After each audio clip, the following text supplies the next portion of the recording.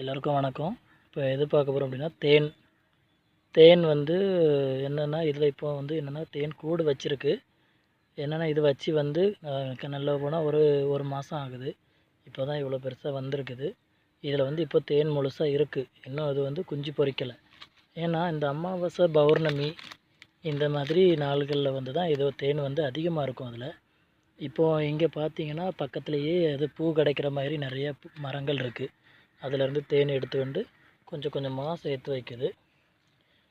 சேர்த்து வச்சு இப்போது கூடு ஜம்முன்னு கெட்டியிருக்கு. இன்னும் ஒரு மாதம் விட்டோம் அப்படின்னா நல்லா இன்னும் பெருசாகிடும். ஆனால் அதுக்கப்புறம் தேன் வந்து அதிகமாக இருக்கும். இப்போவும் அதிகமாக இருக்குது.